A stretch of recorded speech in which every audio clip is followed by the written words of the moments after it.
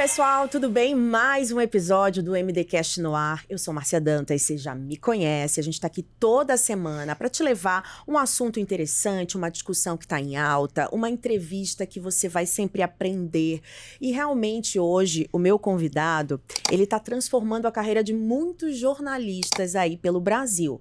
Porque a gente começa numa caixinha dentro do jornalismo e a gente precisa ir se colocando para fora. E às vezes o processo é difícil, para nós foi muito difícil, mas ele está ajudando muita gente a trilhar esse caminho com mais facilidade. O Theo Taveira é jornalista por formação, comunicador por vocação, ele passou por grandes emissoras de TV, Globo, Record, foi correspondente internacional, cobriu política, até histórias muito humanas e verdadeiras que não cabiam dentro de um jornalismo tradicional. E aí o Theo se enxergou naquele momento que ele precisou reformular tudo. E aí foi quando ele começou a entrar nessa área da comunicação, do media trainer, como fundador de uma agência para jornalistas também, que estão fazendo essa transformação da carreira. É a Like You Comunicação. Ele também acaba de lançar o método do Storytelling, que é dentro do curso Você, Jornalista Empreendedor. Gente, a gente vai falar muito sobre comunicação empresarial, comunicação fora de TV, de rádio, como fazer esse caminho e abrir os seus olhos aí, você que é o foca do portal MD News, que está sempre com a gente aqui. Ai, Márcia, será que eu preciso ir mesmo para a televisão? Ou será que eu preciso ir mesmo para a rádio? Não.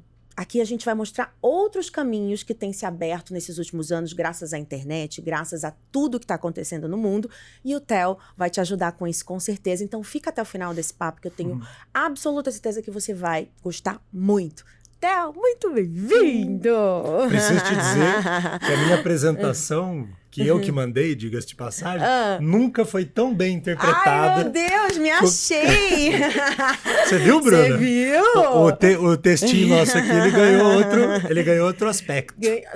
Você até se sentiu mais importante. Que isso, eu fiquei ouvindo aqui orgulhoso. Obrigado, viu, pelo convite. Olha, mas eu acho que é bom às vezes a gente ouvir a nossa história por outra pessoa, não é? Não, ainda porque mais... dá uma... Não, porque às vezes a gente não se enxerga direito. Você já se enxergava desse jeito, como eu disse agora? Assim, alguém grande mesmo, alguém que tá transformando vidas, porque eu acho que é o que a gente faz. Ah, sei lá, mais ou menos. Eu acho. Jura? Eu acho que... Demorou pra cair essa ficha de que a sua missão, o seu propósito era esse, assim?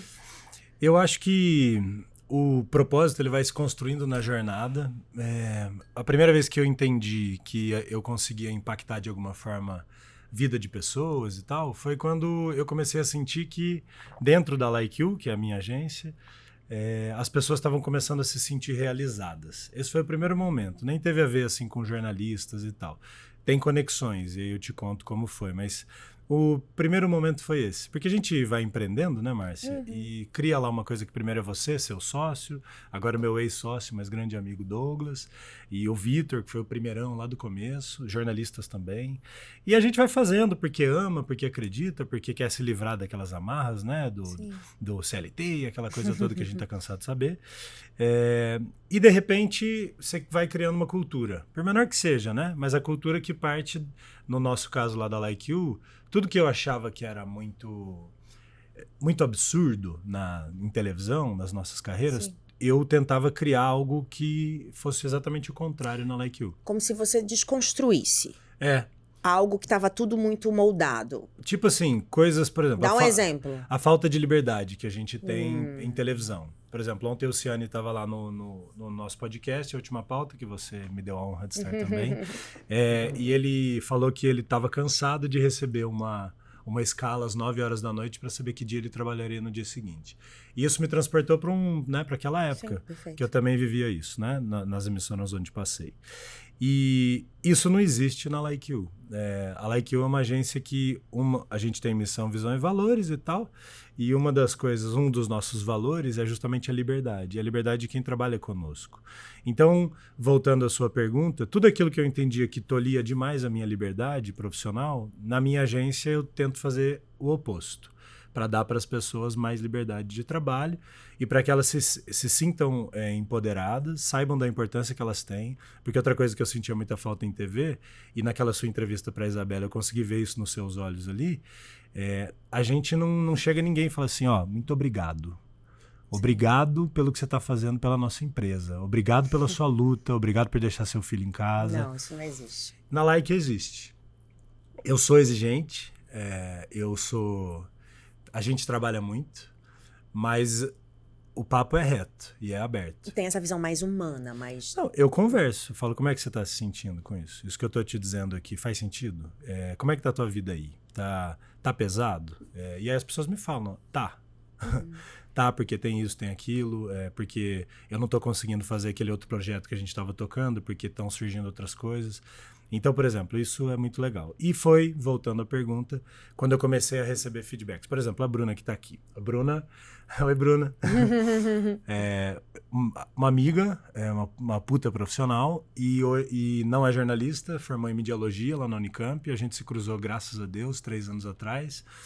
E a Bruna, por exemplo, é uma pessoa que já trouxe feedbacks, assim, eu trabalhei em agências em que era um lugar abusivo, era um lugar de desrespeito, e quando ela fala, aí mais 2, 3 pessoas falam, e isso vira uma coisa que eu escuto muito, esse foi o primeiro momento que eu senti, eu estou contribuindo, de fato, para a vida de algumas pessoas. Mas isso nunca tinha acontecido no jornalismo diário? Assim, nunca tinha vindo um propósito. Você acha que você se encontrou agora na sua carreira, depois de quantos anos? De carreira, formei em 2008. Estamos aí, Eu 16, 17 anos. Nossa, toca aqui. É isso. Mas você tá muito melhor que eu, assim, não, né? Eu para. Cara de mais tio. Não, eu sentia, mas sabe como, Márcia? Isso. Assim, ali na vida daquelas pessoas que a gente visita, né? Isso. Que a gente perfeito. toca ali. Mas era de outro jeito. De outro jeito. Eu nunca me senti parte de um processo de construir nada. Dentro da Record, dentro da Rede TV, dentro de todas. Perfeito. TV Você era uma peça. Uma peça, eu não me sentia parte de nada. Porque, na verdade, o repórter, eu falo bastante isso lá no nosso projeto, o repórter, ele é um operário, né? E a gente detém, e eu não falo isso com arrogância, não, tenho muita vaidade, meu ego é grandão, mas eu tento controlar. Eu conheço ele, olho para ele e falo, calma, que você está falando muito alto, né? Então eu não falo isso por ego. Mas nós somos os detentores daquilo que é o mais nobre, né? Porque a gente vai para a rua contar a história das pessoas e trazer para dentro. E aí lá dentro da TV tem uma puta estrutura, profissionais de alto nível, como por exemplo o Rafa e tantos outros com quem eu já trabalhei, que fazem a operação acontecer. E a gente não... Por exemplo, vou usar o exemplo do Rafa, cara que eu acabei de conhecer.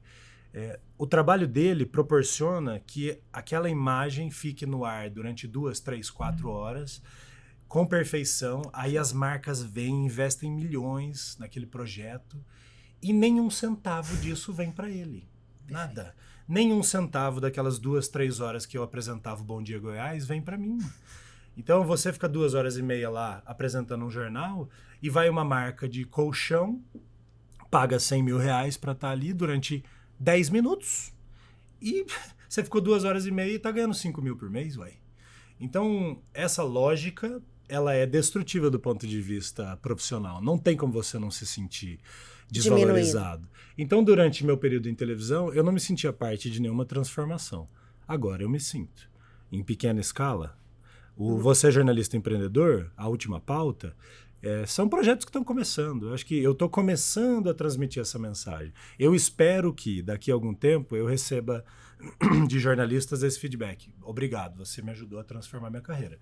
Eu acredito que isso vai acontecer em breve, mas agora a gente está começando a caminhada. Mas você não acredita que esse modelo de negócios da TV que você acabou de citar está acabando? Assim, porque assim, o que eu percebo é que as grandes emissoras hoje têm muita dificuldade de fechar o caixa. Porque a internet e outras formas de mídia hoje se pagam muito mais do que um grande cachê num investimento em TV. Não que a TV ainda não seja um modelo potente. Mas cada vez mais as estruturas das redações estão menores, sim, as pessoas estão sobrecarregadas, ganhando pouco. E, recentemente, uma amiga minha saiu de uma emissora e ela falou, Márcia, ninguém mais paga o que eu ganhava há 2 anos. Os salários estão cada vez mais baixos. E não devia ser muito também, né? Exato. E a inteligência artificial substituindo alguns ali já também. E aí, Théo, como é que esse modelo vai se sustentar se não houver uma reinvenção? Você vê isso? Você vê esse processo de mudança? A mudança está acontecendo mesmo, super concordo. Até esses dias teve uma entrevista que a gente até usou ali nos nossos conteúdos da Última Pauta do Bocardi, não sei se você viu. Que eu vi a sua, né? Na mesma semana, engraçado, eu vi a sua do Bocardi, né? E eu falei, uau, né? Olha os colegas da minha geração, né? Sim. O que tá rolando, né, com a gente, né? Então, assim, a transformação está em curso, né? O achatamento dos salários é uma realidade. Ontem a gente foi almoçar com a Cleisla, e aí ela falou... a Cleisla é tão engraçada. E ela falou agora assim, não, porque eu tenho grupos de amigos demitidos, né? Aí eu tenho os grupos de amigos demitidos que são mais alto escalão, e que ela fala que ela sai com eles e ela empobrece, porque tipo assim... Passaram 5, 10 anos ganhando 200, 250 mil, estão lá com o dinheiro guardado, que são os apresentadores. E ela tem o grupo dos demitidos do baixo escalão, que ela prefere sair porque gasta menos. Então, assim, olha como a gente está falando da nossa profissão, né? Então... E eu tenho amigos pensando em pedir demissão, Theo. Porque não estão aguentando mais. E meio sem saber. Será que eu esse peço? Que é o momento, né? De pegar essa galera, né? De mostrar coisas como que você está fazendo, né? Sim. Então, assim, a transformação tá aí. Agora, o modelo, ele é um modelo de grandes empresas.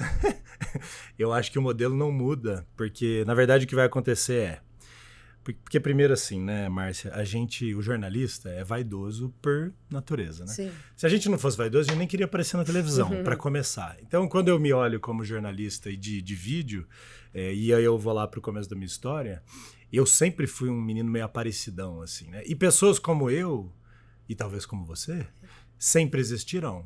Ainda bem, porque a gente precisa de bons comunicadores, gente que gosta dessa loucura nossa aqui.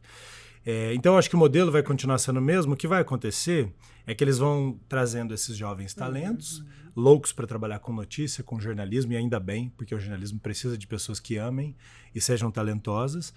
Mas, da mesma forma como aconteceu com a gente, no momento em que essas pessoas começarem a crescer, em termos de maturidade, em termos de alcance, profissionalismo, elas vão chegar num patamar que elas vão deixar de ser interessantes. E eu não acho que isso seja um problema necessariamente se o profissional enxergar o processo. Porque não dá pra gente olhar aqui e negar o tamanho do aprendizado que a televisão nos trouxe. Perfeito. Nós estamos aqui por causa disso. Então eu desejo que todo jornalista que sonha em trabalhar em televisão trabalhe e aprenda, porque é foda o tanto de coisa que a gente aprende. Verdade. E impresso, rádio, não importa. É pressão, é o dinamismo, é conhecer um monte de gente. Deadline. Essa coisa que você tem, que eu tenho também, que a gente, assim, é multitask, né? E tá fazendo mil coisas. Pra cabeça não é muito bom, não. Mas, assim, pra quem nos contrata é excelente, né? Sim. Porque a gente é poderoso em termos de ação, né? Sim. E a gente tem aquelas soft skills que poucos têm, né? No mercado. Então, assim, eu vejo hoje você empreendendo, eu tô vendo, né? A jornalista empreendedora, né? A pessoa que tá resolvendo um monte de coisa, que tem aqui já o contato e já tem agora os sócios e a coisa vai rolando e tal. Então, isso é empreender com aptidões de jornalista, na minha visão. Então, eu desejo que eles trabalhem, desejo que eles vivam, mas não acreditem que o modelo vai mudar. Porque o modelo é um modelo clássico que Marx já questionava desde outros tempos. É o modelo de você explorar ao máximo a mão de obra com o menor custo possível para que a margem de lucro da empresa aumente. Isso é mecânica de mercado, é mecânica do capitalismo. E o jornalismo é assim. E aí eles usam contra nós ou para nos seduzir algo que move a gente por muito tempo, até a gente perceber que as contas estão ficando caras demais, que é o ego. Então eles vão lá e te chamam, como assim, Márcia? Olha as oportunidades que você está tendo. Você está sendo assistida por milhões de pessoas. Então assim, eles pegam isso e aí 5 mil tá bom. Porque olha o que você vai fazer com a sua imagem. Então isso aí vai sempre existir. Não, e ao mesmo tempo, eles não deixam você trabalhar muito por fora. Isso. Usar a sua imagem por fora. Ah, tá bom. Então, se você me deixar ganhar 5 mil, eu posso fazer trabalho no meu Instagram? Ah, depende. Ah, não. Então, peraí, Theo Taveira, você está me dizendo que me chamou pelo nome completo, negócio sério. Segura. Peraí, Theo. Você está me dizendo que todo jornalista tem que virar empreendedor? Não. Só aqueles que acreditarem que dá para fazer essa transição e que conseguem viver com essa nossa insegurança gostosa, né? Eu acho que todo mundo fala do perfil de empreender, Acho que nem é o perfil de empreender, acho que é o perfil de ser, de quem é cada um. Tem gente que gosta mais de uma vida mais estável, tem gente que não ama tanto o trabalho, e eu não estou dizendo que só quem não ama o trabalho, tá? Mas tem gente que não dá essa importância que a gente dá para o trabalho, tem mais limites com relação ao horário, vida e tal, e que, portanto, não vão querer essa nossa vida de ganhar o almoço para pagar a janta muitas vezes, né? Uau, o que eu faço agora? Então, o empreendedorismo ele é uma aventura gostosa e tal, mas é para quem tá afim, né? Então, não.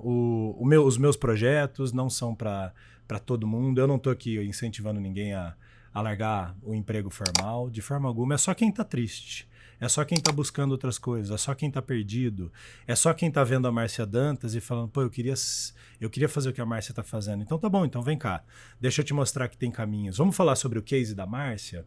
Eu vou até trazer o seu case pro curso, se você me permitir. Claro. Vou super. trazer para lá, porque eu acho que o seu case, hoje que eu tô conhecendo melhor, depois Sim. do nosso papo de ontem.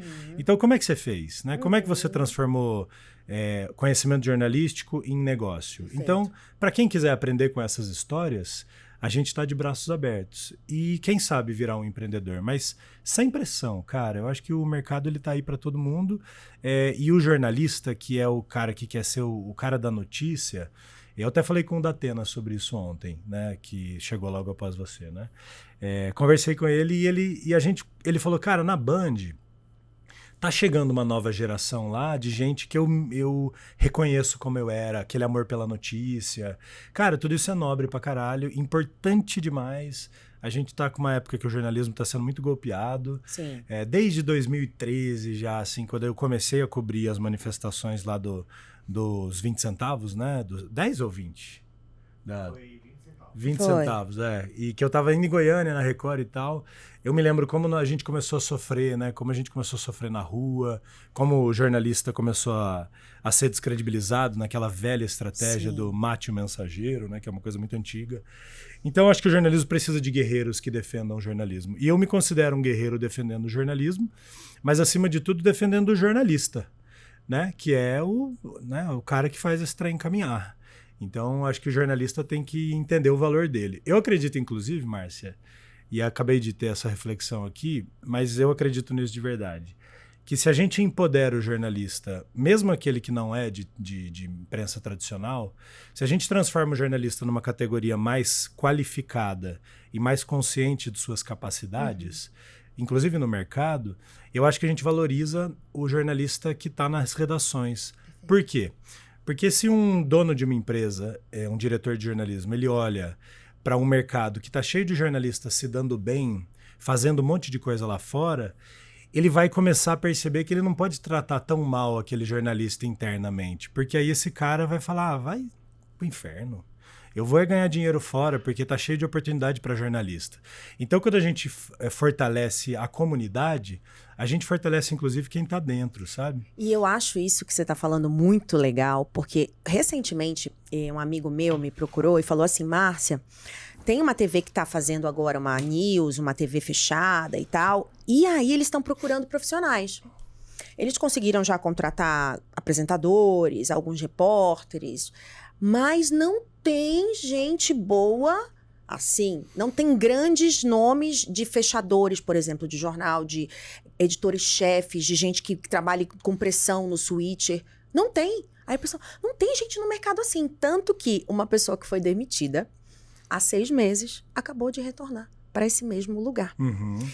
E aí, o que eu fiquei pensando? Eu falei, gente, isso é um problema de gestão. Claro.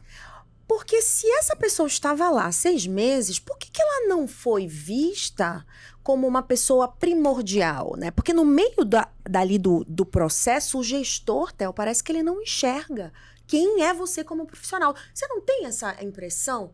Parece que a gente é esmagado e aí a pessoa só vê o que você mostra por fora. E aí eu me preocupo um pouco com o profissional que está dentro. Porque às vezes a gente não consegue mostrar de fato o que a gente tem de bom numa grande empresa, sabe? Uma coisa que eu passei a perceber depois, até na linha do que você está dizendo, depois que porque quando a gente jornalista, a gente vai trabalhar em televisão, né? A gente entra lá e é o primeiro contato que a gente tem com a empresa, né? Sim. Você já trabalhou em alguma empresa que não seja... Agora, sim, mas Sim, antes, não. que não era televisão? Não. Ah, trabalhei uma vez, mas é Muito coisa rápido. pública. Ah, ok. É. Eu também tinha trabalhado muito rapidamente, durante 1 ano e meio, como estagiário na Infraero. Eu fui estagiário da Infraero, da comunicação. Foi, inclusive, um período muito legal. E logo depois eu já fui para a minha primeira TV. Sim. Me formando, já entrei. E a gente tem... Esse é o modelo de empresa. E televisão... Bom, vamos lá, né? 2 pontos. Televisão não tem processo. Então, assim, não existe processo numa redação. Não tem. Não existe uma estruturação de processo que as coisas sejam colocadas numa esteira. Um produtor, às 7 horas da manhã, recebe uma demanda, escreve uma pauta, você pega a pauta, no dia entregou a notícia, acabou. Apagaram a luz, acabou o jornal, no dia seguinte... tudo. É uma esteira de um dia. Sim. A coisa que a gente pode dizer assim, nossa, um processo mais longo é uma grande reportagem, que fica-se ali algumas semanas... Ou um programa produzido. Ou um programa produzido, no máximo. Você vai numa empresa tem milhões de processos. Para tudo tem processo, né? Então, uma das coisas que não tem em televisão, e que depois que eu fui descobrir, televisão não tem treinamento, Márcia, para nós. A gente vai aprendendo na prática. Não tem. Quantos treinamentos você fez? Tipo assim, gente, vai ter um treinamento para atualização Acho que um de eleição. Só em época de eleição que eles sempre têm que ter aquelas regrinhas. Regras da cobertura. Da cobertura. É mas quase treinamento, não. E treinamento, assim, de... integração, tão importante, cara. Inteligência emocional? Ui! Nada, assim... Saúde mental? Nada. É um ambiente competitivo, é um ambiente em que a competição, inclusive, é estimulada, é um ambiente em que as pessoas sabem que existe muita gente que tá mal emocionalmente. Isso é sabido e não se faz um cuidado com isso. Então, assim, cara... Eu acho que se as televisões, a imprensa... Eu nunca trabalhei na Globo. Eu trabalhei numa afiliada da Globo. Sim. Eu acho, pelos relatos que eu tenho, que a Globo caminha numa outra direção em vários aspectos, por coisas que amigos já me contaram. A Globo tem uma política de ESG hoje implementada, o ESG tem uma parte importante que é de governança corporativa, então isso entra também os processos internos, treinamentos e tal. Então eu espero que as televisões comecem a trabalhar isso, Márcia, porque o problema não é o salário. Quando a gente escolhe um lugar para trabalhar, o salário ele é um dos aspectos considerados, mas tem outros aspectos. Tem a qualidade de vida, tem os benefícios, tem aquilo que a empresa proporciona, tem plano de carreira, tem uma série de aspectos que muitas empresas globais fazem e que retém talentos. Verdade. Porque o cara sente que ele está crescendo. Televisão e imprensa, a gente não sente que a gente está crescendo. Pelo contrário, como eu fui correspondente, como eu fui apresentador, rapidamente eu percebi que não tinha mais para onde crescer. Eu olhava e falava, o que eu vou ser agora? Para onde eu vou? Agora, se eu tivesse alguém sentado comigo em algum momento e falou, Theo, isso aqui, para nós aqui Vou usar a Rede TV de exemplo. Tá. Para nós da Rede TV, você é esse cara. E nós vemos você aqui, ó. E qual que é o caminho que a gente quer traçar com você? Não existe isso. Alguém já fez isso com você? A única vez que fizeram, e um mês depois eu fui demitida. Pois é. Ontem a Kalina me contou a mesma história no SBT. Então, assim, isso aí, cara, essa nova geração, que é uma geração muito mais informada no sentido de conhecer mais coisas por meio do digital. Não, e além disso, eles estão muito menos... eles não aceitam muita coisa. Isso. Eles não trabalham final de semana quando não é para trabalhar. Eles não atendem chefe quando é fora do horário de trabalho. Uhum. Eu tenho um amigo de 20 e pouquinhos anos... que eu falo pra ele que ele tem uma inteligência emocional que eu não tenho, porque a gente aceitava tudo, Theo. Exato. A gente aceitava tudo pra trabalhar. Uhum. Hoje essa geração tá muito mais consciente sobre saúde mental, eu acho. E tem que estar, viu? Tem que estar, porque senão acaba como a gente. Ou pior, Ou porque pior. a gente não tinha tanto estímulo, né? Sim. Tanto estímulo, tanta comparação, Sim. né? Eles são comparados o tempo todo, né? Ali, na tela. Então eu acho assim, se a imprensa, então vou voltar ao início da pergunta.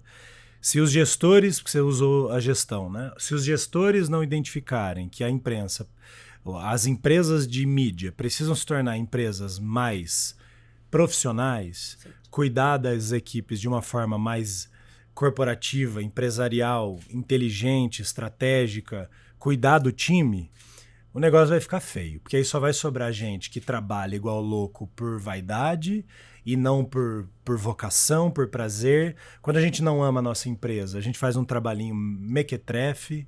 Então, assim, tem que mudar, tem que melhorar. E eu torço para que melhore, porque ao melhorar, a gente atrai e retém talentos e a gente tem qualidade na informação, a gente tem jornalistas que são capazes de segurar essa montanha de mentira e tratar a notícia com respeito. Agora, se a televisão não melhorar, aí a gente vai ter um jornalismo cada vez menos capacitado e a gente vai ter que fazer isso aqui, que é a nossa construção fora.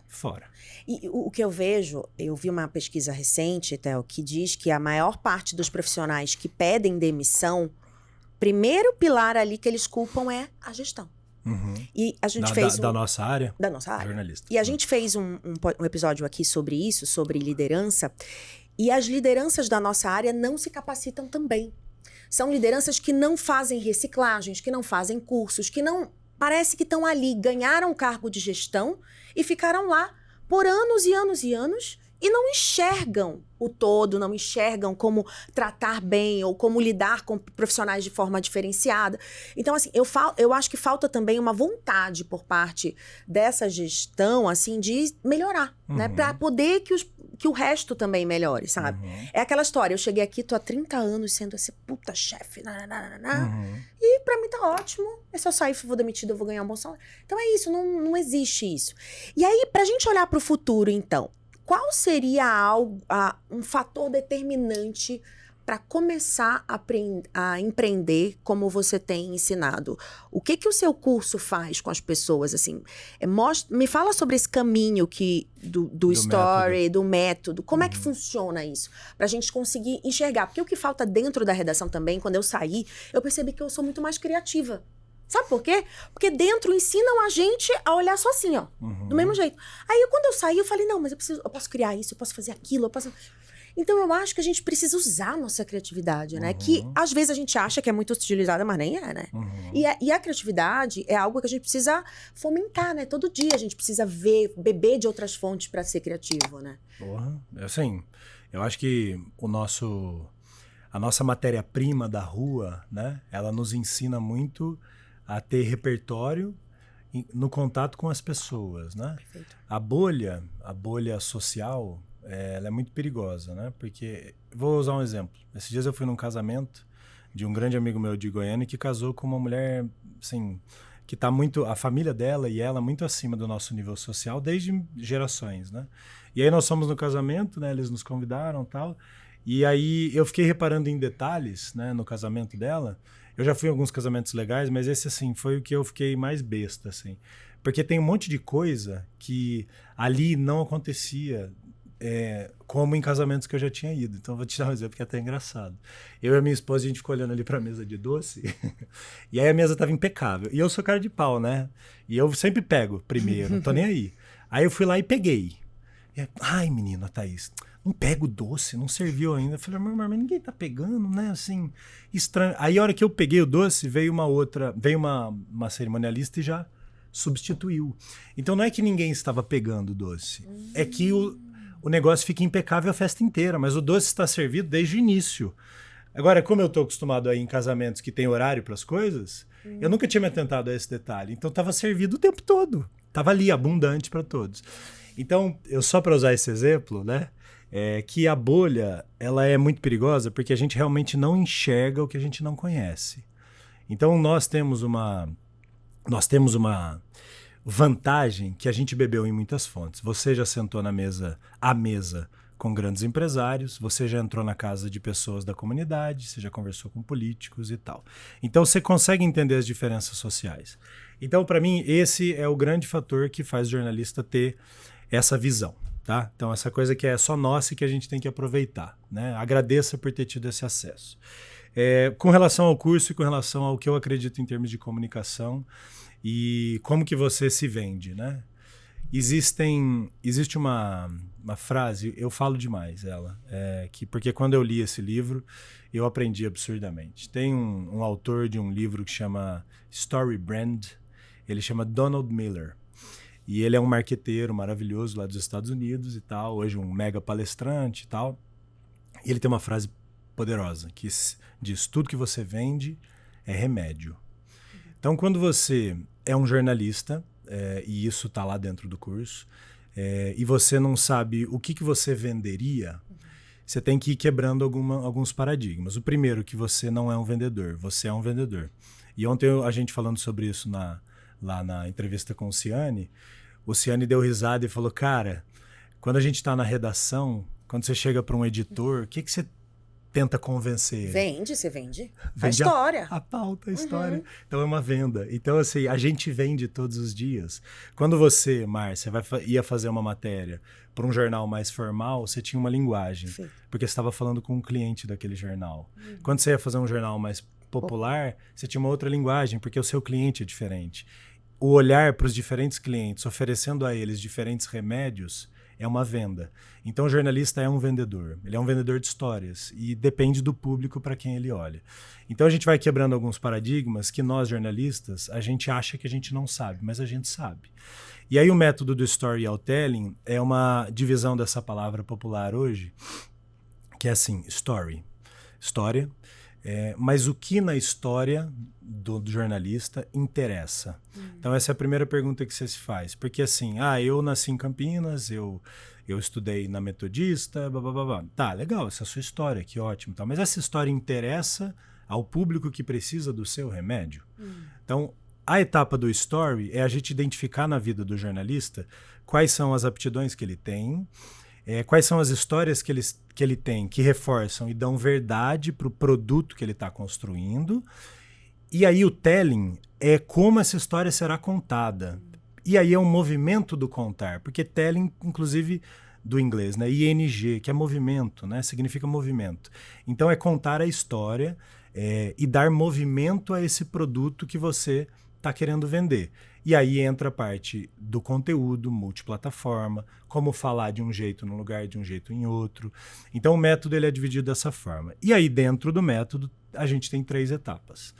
E isso, método é uma palavra meio feia, né? Assim, método, lá vem o método. E assim, crítico que sou, também tive os meus momentos de falar, mas método, né? Eu e a Bruna estudando método. A gente estudou o método do Leandro Ladeira, que é hoje esse cara muito grande e tal, porque a gente queria aprender como que a gente transformava tudo isso, né, que estava no ar num curso. E o Leandro Ladeira que nos ensinou, né, que ter um método é algo importante, porque quando ele é baseado em alguma coisa que de fato você viveu e você é capaz de traduzir, as pessoas começam a entender como é que isso é feito. Porque eles vêm na prática, né? Eles vêm na prática, eles veem que isso foi construído com base em alguma coisa. E aí o do storytelling é um nome, beleza? Que eu consegui traduzir em 2 etapas. E aí dentro tem 3 pilares, que aí é cronológico mesmo, que é conectar, comunicar e construir. Resumidamente, o que é conectar? Conectar é entender quem que precisa do remédio que você tem a oferecer. Adianta se você, Márcia Dantas, tem lá 80% dos seus seguidores são homens. Adianta você ficar falando na sua rede social sobre assuntos que interessam majoritariamente às mulheres? Estou dando um exemplo hipotético. Então você não está conectado com a sua audiência, com aquilo que eventualmente ela venha precisar. Então na etapa conectar, a gente entende primeiro quem é o jornalista, em termos de identidade. Então, o que eu sou jornalista, legal, tá? Mas o que você manda muito bem? O que te diferencia? Perfeito. Eu sou um cara descontraído, eu sou muito bom com esporte, não sei o quê. Bom, legal, temos algumas pistas. Então vamos trabalhar em cima disso. E aí a gente começa a construir o cara como se eu estivesse pegando aqui uma pedra bruta e começando a lapidar. E aí nós entendemos quem ele é. Legal. Então agora vamos olhar para o mercado. Mercado, cara, transformações constantes, dores nascendo o tempo todo, né? Encontramos, olha esse nicho, olha esse público, pô, se conecta com isso aqui que você é capaz de produzir, não é? Então essa conectou. Então eu já sei que eu tenho um público, eu já sei que tem uma dor, isso tudo é estudo de mercado, que você sabe muito bem, e aí eu tenho um produto que possa vir a interessar. Okay. Então a etapa conectar, ela se baseia nisso, os módulos, a gente vai construindo isso com várias ferramentas para o cara se entender e encontrar o público. Beleza, aí entra inteligência artificial, entra ferramentas de fato de pesquisa de alcance das coisas, visualizações, para você achar quem precisa de você. Perfeito. O comunicar já é a produção. Então vai desde a parte prática. Por exemplo, tem um módulo lá que eu ensino a fazer um mini estúdio. Como eu fiz, por exemplo, na minha casa. Que legal. Um mini estúdio barato, que você monta e que você dá um ar profissional para aquilo que você está fazendo. Que você gasta ali R$1.000. Que ótimo. E aí você monta com um softbox, que não é esse bom aqui, mas um softbox de 150 conto, um tripézinho de 200 conto, celular, não sei o quê, profundidade de campo, legal, blá, blá, blá, luzinha, acabou. Você fez um estúdio. Então isso é o comunicar na prática. Mas além disso, obviamente, como você fala, como que você constrói um roteiro, como que você precisa pegar o gancho ali do começo? Para o TikTok é de um jeito, para o Instagram é de outro. E aí vem toda a parte também de alcance, de métricas, de tráfego pago, que a Bruna que faz. Então tem tudo isso na parte de comunicar. E o construir, e aí é a grande coisa assim, tudo isso eu fui sentindo na vida mesmo. E o construir acho que foi o que eu senti de maneira mais clara. É legado, Márcia. Porque se você é um jornalista que está oferecendo um serviço... e eu já vivi isso eu já fiz isso, infelizmente, precisei fazer para aprender, e já vivi com fornecedores que prestam serviço para a minha empresa, etc. Tem gente que é muito boa no comercial. Acabei de passar isso lá recentemente com uma empresa que instalou um piso vinílico lá eu fiz uma reforma na agência e tal. Eu fiquei encantado com um menino do comercial, mas depois que ele me vendeu, dali para frente, depois que eu paguei, assinei o contrato, degringolou de uma forma absurda. Pós-venda é uma bosta. Prazo, o material não chegou errado, a cor, uma tragédia. Esse cara construiu comigo uma história, um legado, que eu vou indicá-lo, que eu vou procurá-lo? Não. Então nós jornalistas, isso é negócio, na verdade, mas dentro da nossa realidade, se a gente está oferecendo uma coisa que a gente vai dizer, eu faço diferente porque eu sou jornalista. Então esse cliente ele tem que sair dessa experiência com uma experiência de que esse cara me ensinou diferente porque ele é jornalista. E aí vou dar um exemplo que eu tenho certeza absoluta que você já ouviu 300 vezes, porque eu sei que é uma coisa nossa. Quando a gente vai entrevistar alguém para um institucional, então a gente vai com uma equipe e tal, e a gente vai entrevistar um cliente. Eu já ouvi 200 vezes, o cara fala assim, pô, com você eu me sinto bem à vontade. Você nunca ouviu isso? Super. Então, por quê? Quando a gente pergunta por quê, colega jornalista, estudante, por que a gente precisa fazer uma pessoa ficar calma em 1 minuto? Porque a gente vai entrar ao vivo e se ela não ficar calma, ela vai destruir o nosso ao vivo. Então, na raça, a gente vai aprendendo técnicas para fazer o que? Fica tranquilo. O vivo é meu, você só vai falar o que você sabe, tamo junto e tal. Eu tinha as minhas formas de fazer, você tem as suas. Nas minhas, parece, as pessoas sempre se emocionavam. É isso. Você achou formas de fazer.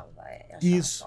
Então, essa construção, ela fica. Porque aí o cara que um belo dia foi dar entrevista para uma equipe e ficou nervoso, e o cara só perguntava, o cara pegou um papel, né? Falou assim, quando que sua empresa foi fundada? Aí olha pro cara e espera ele falar. Beleza, obrigado. Então, ele ficou com uma experiência horrível daquilo. E aí um dia vamos nós e aquilo vira uma experiência gostosa. Você acha que o cara vai contratar outra equipe? Não, jamais. Jamais. Então, porque é ele no vídeo, ele se sentindo empoderado. E na rua a gente já teve situação que as pessoas falavam assim, não, só quero falar com aquela repórter ali, ó. Com ela, eu quero falar com ela porque ela me tratou bem, porque ela me olhou no olho, porque ela pegou na minha mão, porque ela... Às vezes é o básico que as pessoas não fazem. Sim. Eu vejo muito repórter que é básico para nós, Márcia. Bom, aqui outros repórteres, né? Ok. Também tem muita pressão, às vezes a pessoa tá com a cabeça em outra pauta, né? Mas sim, concordo.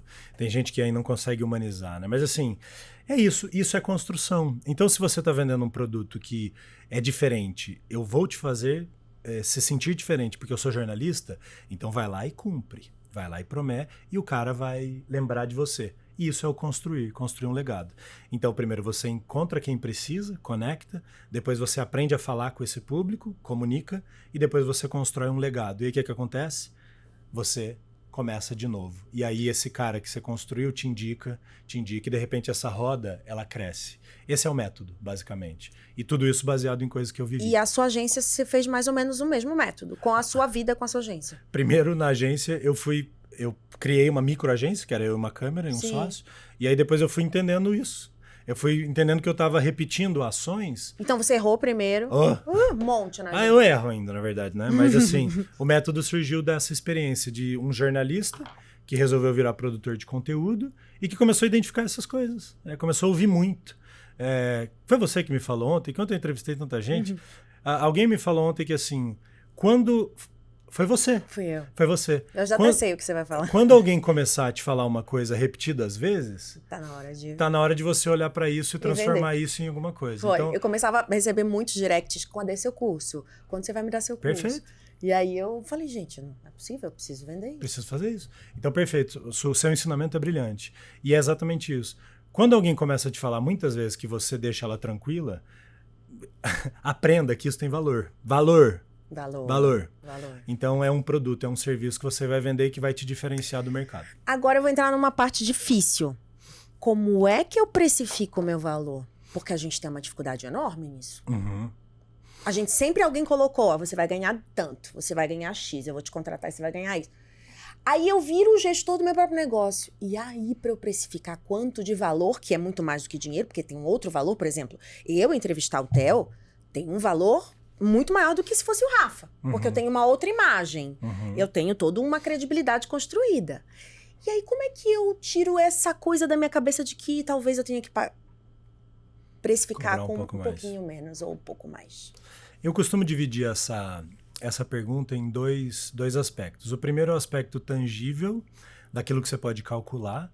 E o segundo é o aspecto intangível, que aí ele já tem muito mais a ver com o encantamento da imagem que você construiu. O que é tangível? Primeira coisa, isso acho que eu nem aprendi direito, mas ok. Essa foi a coisa que eu mais demorei para aprender. Mas o que é tangível? A margem. E como é que você calcula a margem? Você tem que entender o custo antes de você falar processo. Quanto aquilo vai custar. Perfeito. Então, aquilo vai custar... Eu estou falando de custo, assim, operacional. Então, vou usar o exemplo de um filminho de redes sociais. Beleza. Estou começando ali. Beleza. Comprei uma câmera. Essa câmera, ela já é um custo do seu processo. Então, enquanto aquela câmera não for paga, ela ainda... Lembra? Ganhei 1.000. Cara, lucrei 1.000. Não, você não lucrou 1.000. Você, na verdade, você faturou 1.000... menos a parcela da câmera, menos a gasolina que você foi até o lugar. O seu tempo. Menos o seu tempo, menos.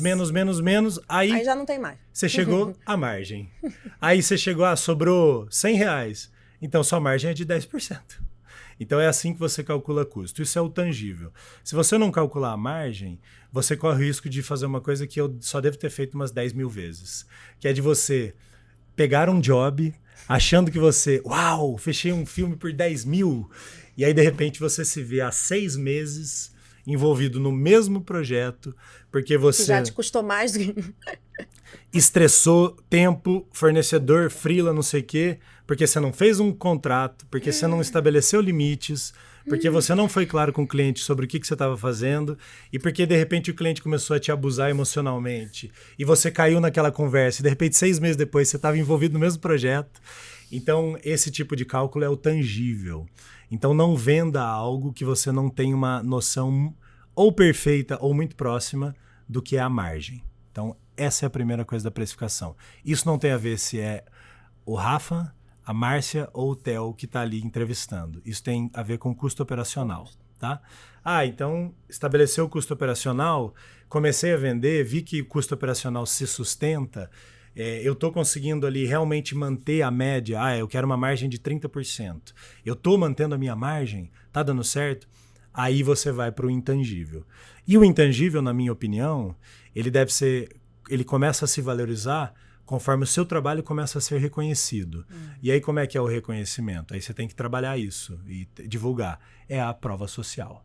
Então, são as indicações ou as pessoas falando de você e cada vez mais pessoas, cada vez falando mais, e você percebendo que o seu trabalho está recebendo feedbacks recorrentemente e aquilo que era 1.000, de repente, já não faz mais sentido ser 1.000, de repente, a sua margem ela vai estar mantida em 30%, só que você vai ter um faturamento muito maior.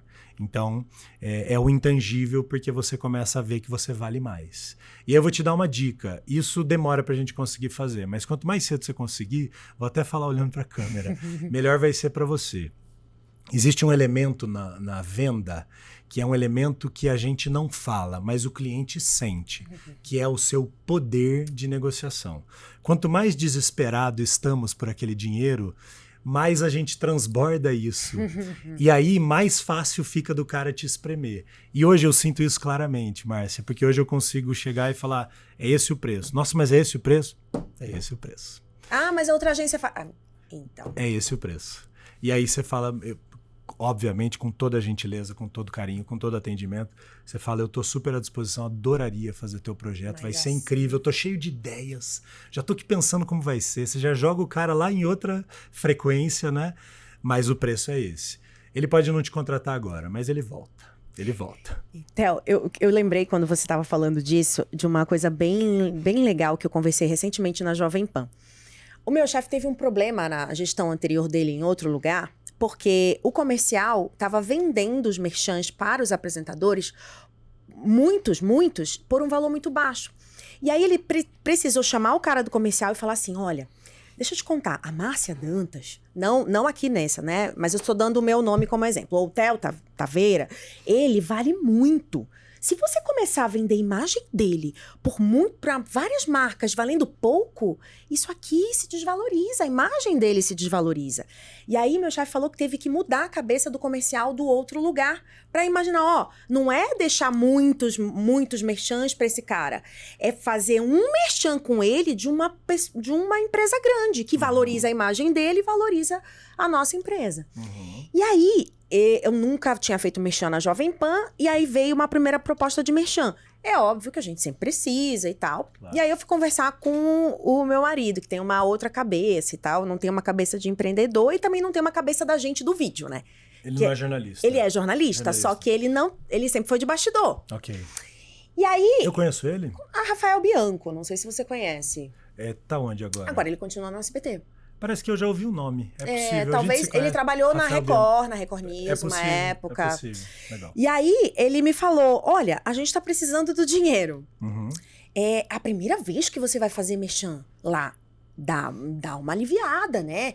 Imagina. Você nunca mais sobe depois. Aí, Theo, aí eu ouvi... Aí sabe quando você fica batutando naquilo? O anjinho e o diabo ficam assim... Ai, o anjinho falou, nossa, mas você vale muito. Mas o diabo, olha, você não tem como pagar suas contas, tá vindo aqui. E eu, assim, honestamente, passei de um patamar para outro que estou galgando novamente, né? Por conta da demissão. E aí, eu me vi assim, meu Deus, eu tô construindo agora, sério, eu preciso disso e tal. Mas ao mesmo tempo, eu falei, meu Deus, eu sou a única, desculpa, a gente tá caindo aqui. Eu sou a única, neste momento, no ar, na Jovem Pan, que tem 10 anos de TV aberta, quase. Assim, será que eu não vale um pouco mais, não do que dos outros, mas assim, será que hoje eu não agrego valor à marca? Aí eu fiquei com isso na cabeça e fui conversar com alguns outros amigos, né? E aí, não, amigos do vídeo. Claro, tá o segmento certo da marca. E tal. Não precisa contar a marca, só o segmento. É TV por assinatura. Ok. E aí eu falei, caramba, não. Beleza. Aí eu fui e precifiquei do que eu achava que valia. Aí teve um burburinho dentro do comercial que meu chefe veio me dizer. Não, porque ela trabalhou lá no SBT e aí ela, né, tá pedindo não sei o quê. Eu pedi um valor um pouco abaixo do que eu fazia no SBT, mas não tão abaixo. Resumo da ópera, tá? Me deram aquele gelo, que é natural. Pra quando você está, né? Aí eu, beleza, não. E só um parênteses também esperando pra ver se você... baixava. Não, deu certo, como é que tá aquilo lá? Ele já começa a identificar o seu desespero. Exato. Aí você ficou quietinha. Eu fiquei quieta. E não só quieta, como eu disse assim. E ainda avisa pra eles que se a gente fechar esse valor aqui, eu sei que vai dar muito certo, porque eu confio, eu sempre vendi muito na SBT. Se a gente fechar e bater a meta ou superar, no mês que vem, a gente vai rever esse valor. Tá bom? Ah, tá, não sei o que. Beleza.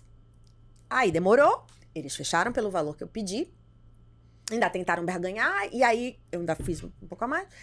E no segundo mês, o que aconteceu? Eu falei, não, mas a gente não disse que ia negociar.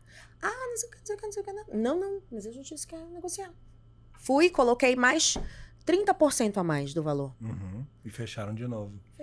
Porque aí você tinha uma coisa que na primeira vez você não tinha. Você tinha já o resultado, né? Que aí eles não... É isso. Você foi perfeito. Primeiro você segurou a bronca. Segurei e a ansiedade, né? A ansiedade, consegui. E agora veio o valor a mais. Só que isso é difícil, de fato. Porque a gente precisa o tempo inteiro estar na nossa cabeça aqui, meu Deus. E aí você ouve do marido, você ouve de alguém, você fala, pô, mas você precisa da grana, mas você não sei o que. Só que ao mesmo tempo você fala, meu Deus, mas é isso, eu preciso bancar o meu valor. Eu preciso bancar. E aí os outros projetos que vão surgir, as pessoas já vão te ver diferente. Mas peraí, ela não aceita qualquer coisa. Eles me fizeram um orçamento um dia desse, e aí eu pedi um valor, e a moça falou, olha, eu vou pedir, eu vou te ser bem sincera, tá muito acima do que a gente espera. Falei, ótimo. Então refaz aí, me manda o que vocês podem nesse momento.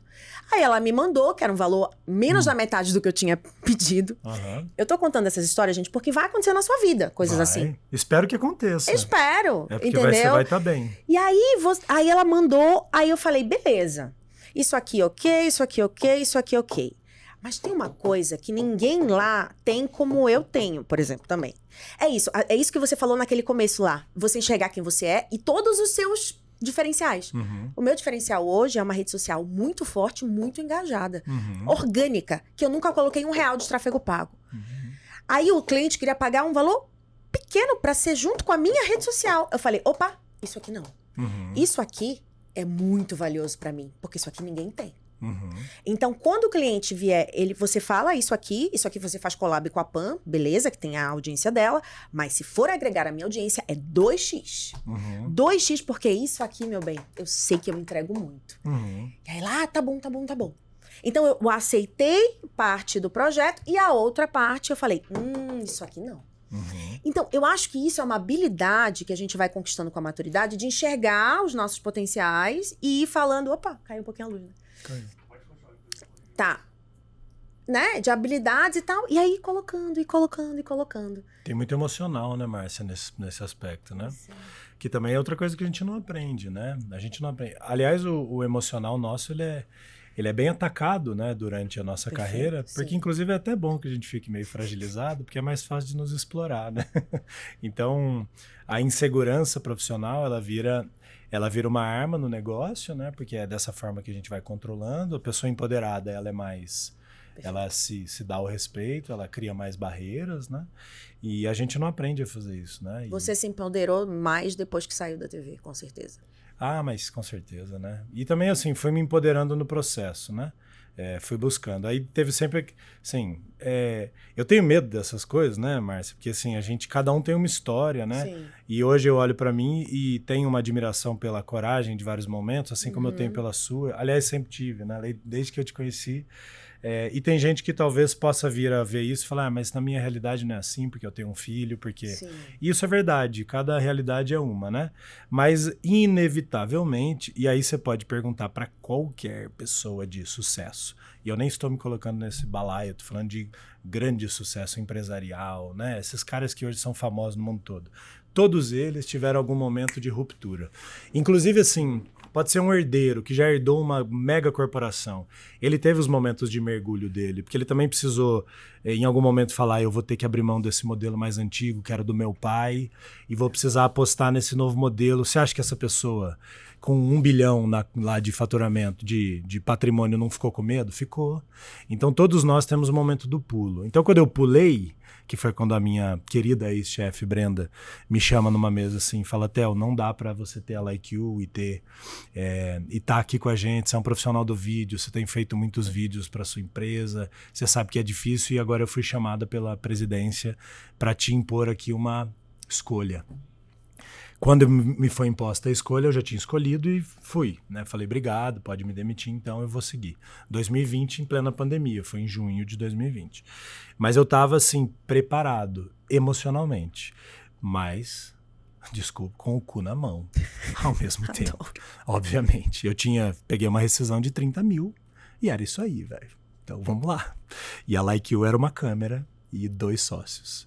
Então, foi assim, E aí eu fui me empoderando no processo. E eu fui entendendo... Sabe isso que você falou da sua rede? Eu fui entendendo que pra gente falar de valor, a gente tem que chegar com mais do que... Olha como eu sou bonita, olha como eu sou popular. Não, você tem que chegar e mostrar a sua rede social e falar assim, 65% de quem me segue são mulheres. Dessas mulheres, sim, 50% tá numa faixa de renda de X a Y. Essa faixa de renda, ela é consumidora deste tipo de produto. O que significa que este tipo de produto vai se dar muito bem na minha rede. Então você tem que vender para quem? Para a galera que vende esse tipo de produto. Então eu fui aprendendo que as métricas da nossa vida enquanto jornalista, elas valem dinheiro, desde que você as conheça e saiba conectar com quem precisa se conectar com essa audiência. Porque no fim das contas a gente é ponte, né?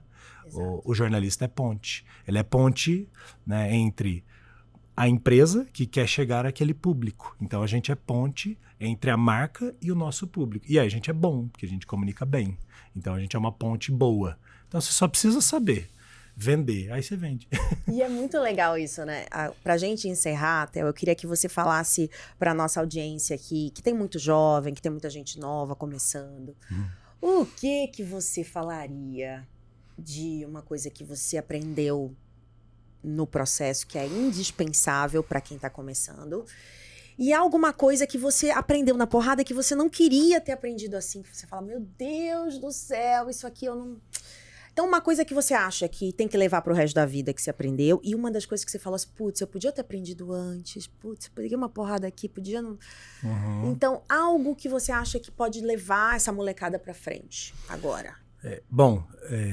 Pedir para trabalhar com amor e beber cada gota de oportunidade que você tiver, eu vou sempre falar. Porque eu não fiquei mais de 3 anos em nenhuma emissora. Então eu sou um doidão que, primeira oportunidade, eu achava que, eu ia. Depois eu descobri que eu tenho TDAH e que o TDAH, ele também tem muito a ver com isso. Medicado estou, Medicado estou, enfim, não é modinha, não, eu tenho mesmo, depois eu fiz vários exames e tal, meses fazendo uma análise, enfim. Mas eu sempre bebi cada gota de oportunidade que veio e eu vivia intensamente o jornalismo. Mas há 2 coisas importantes para você nunca esquecer e para você não viver. Ontem eu ouvi a palavra luto várias vezes. Da Cleisna. Eu ouvi luto, cara. E aí eu fiquei pensando que não é para você viver um luto quando você sai de uma empresa. Você tem que viver o luto quando você perde alguém que você ama. Uma empresa não pode ser tão importante quanto alguém para você viver um luto. Então trabalhe nas empresas e tire delas o melhor que você puder tirar. Peraí, agora para mim isso foi uma porrada. Foi uma porrada o que você acabou de dizer. Porque eu vivi um luto fodido. Um luto. A Por que Kalina eu não falou isso aprendi a também. dizer isso? Por que a gente acha que a empresa é tão importante quanto? Não dê a nenhuma empresa um valor maior do que o que ela tem. Porque se você fizer isso, você vai, sem nem perceber, você vai começar a abrir concessões que não podem ser abertas na nossa vida, né? E essas concessões, elas cobram um preço emocional, um preço familiar. Então, quando você entende que aquilo é trabalho e que se aquilo não está sendo respeitoso com você, tem outras oportunidades, você não vai abrir tantas concessões. Vai chegar uma hora que você vai dizer, isso para mim é o limite. E eu acho que a nossa geração passou muito do limite. Muito do limite. E a gente deixou esse sistema nos engolir. Então o que eu digo para quem está começando é, não deixe esse sistema te engolir. Eu tatuei aqui no meu braço, o ego é inimigo. O ego é importante, mas o ego ele pode ser um grande inimigo, porque ele te envolve de uma forma que você esquece o motivo pelo qual você está fazendo o que você está fazendo, né? E o motivo do jornalismo é informar as pessoas, é evitar que ditadores, autocratas, pessoas ruins tomem conta da informação. Essa é a missão do jornalismo, não é aparecer. Aparecer é legal pra caramba, mas essa não é a sua missão. Então quando você sentir que você está num lugar porque você está querendo aparecer e não porque você está ali por amor à sua profissão, é o momento de você repensar o que você está fazendo nesse momento.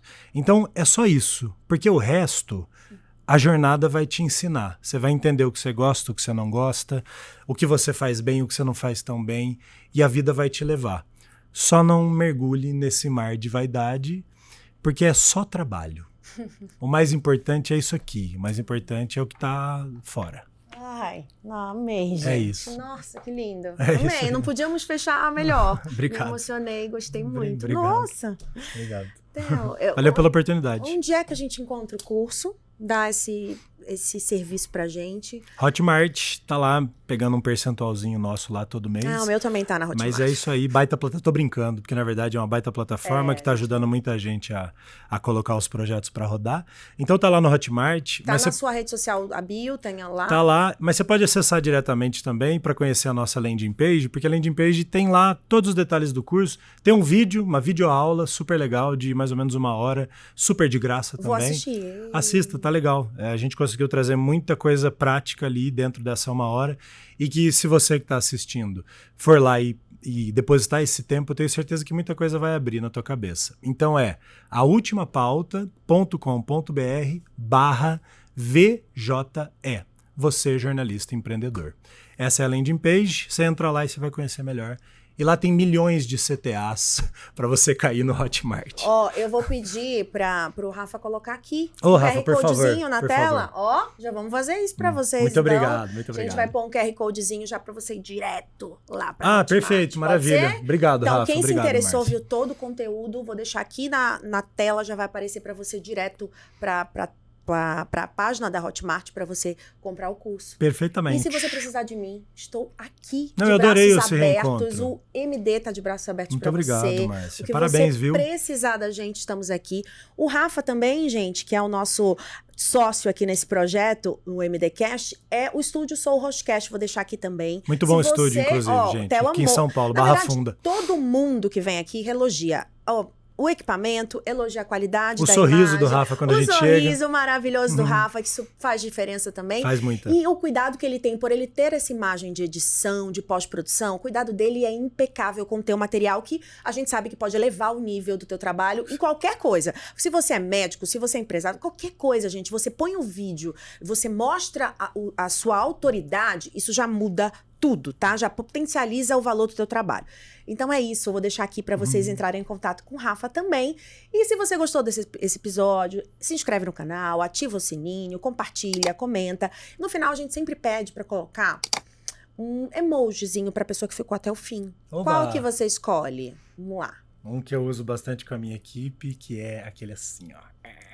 A carinha fazendo assim? Não, é só a mãozinha? É só a mãozinha? Então só a mãozinha. Ou pode ser também o foguetinho, vocês escolhem. Eu gosto muito do foguetinho. Foguetinho não dá ré. Foguetinho é muito bom também. Foguetinho ou mãozinha, ou os dois, se você ficou até o final.